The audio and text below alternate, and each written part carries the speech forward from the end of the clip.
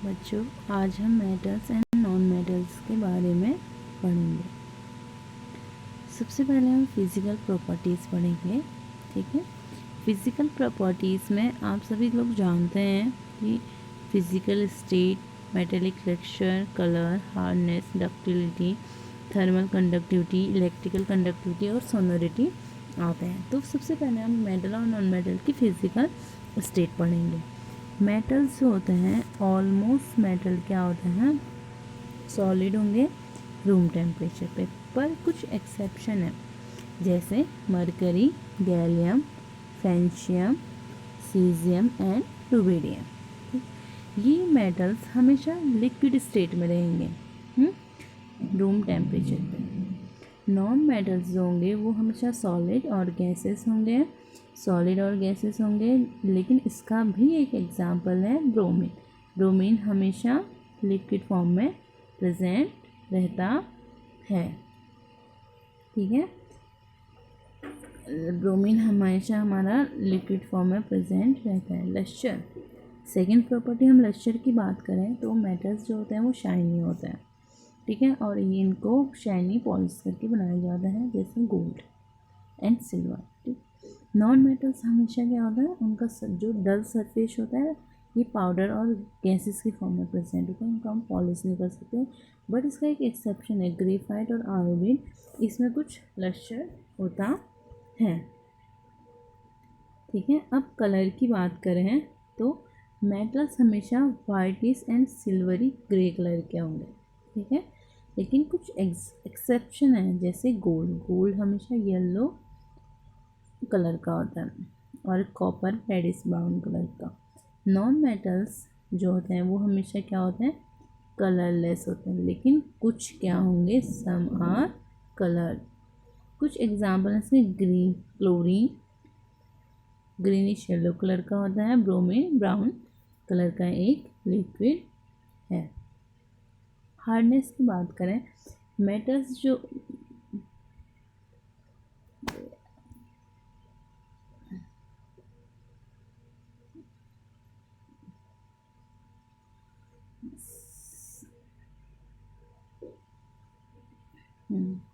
Metals जो होते हैं वो हार्ड होते हैं, बट कुछ सॉफ्ट भी होते हैं जिनको हम नाइफ से कट कर सकते हैं।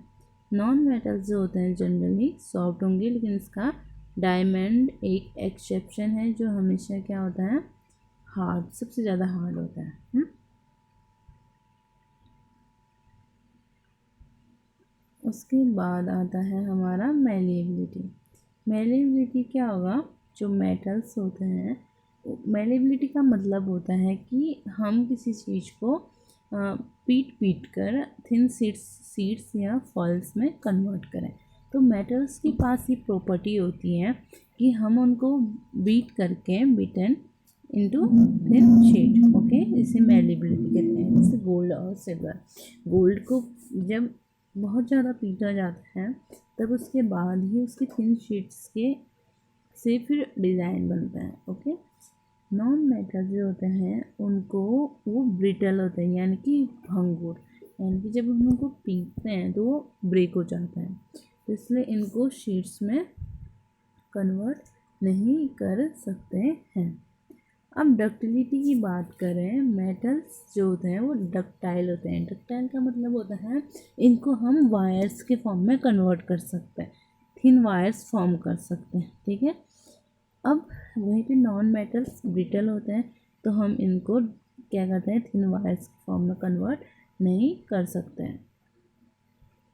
अब थर्मल कंडक्टिविटी की बात आती है, तो मेटल्स हमेशा क्या होते हैं, गुड कंडक्टर होते हैं, किसके, हीट के, गुड कंडक्टर होते हैं हीट के, और नॉन मेटल्स पुअर कंडक्टर होते हैं हीट के। लेकिन डायमंड एक एक्सेप्शन है, जो कि क्या है, डायमंड एक एक्सेप्शन है जो कि गुड कंडक्टर है, किसका, हीट का। अब इलेक्ट्रिकल कंडक्टिविटी की बात करें, मेटल्स हमेशा एक अच्छे कंडक्टर होते हैं इलेक्ट्रिसिटी के, इसलिए ही जो इलेक्ट्रिकल वायर हैं और केबल्स हैं वो सब किसी मेटल से ही बनाए जाते हैं। Non metal generally poor conductor होते हैं इलेक्ट्रिसिटी के, लेकिन ग्रेफाइट एक गुड कंडक्टर है इलेक्ट्रिसिटी का। सोनोरिटी, सोनोरिटी का मतलब है प्रोड्यूसिंग साउंड, ठीक है। जो मेटल्स होते हैं जब वो किसी हार्ड सरफेस के साथ टकराते हैं तो वो एक साउंड प्रोड्यूस करते हैं। जैसे बेल, स्कूल में जब पीरियड ख़त्म होता था तो बेल बजती थी छुट्टी के टाइम, तो वो क्या हम कह सकते हैं, वो मेटल से मिलकर बना। But non metals produce dull sound when struck with a hard object. So student, हमारा सेशन यहीं पर ख़त्म होता है। अधिक जानकारी के लिए सब्सक्राइब करें एंड शेयर करें। Thank you.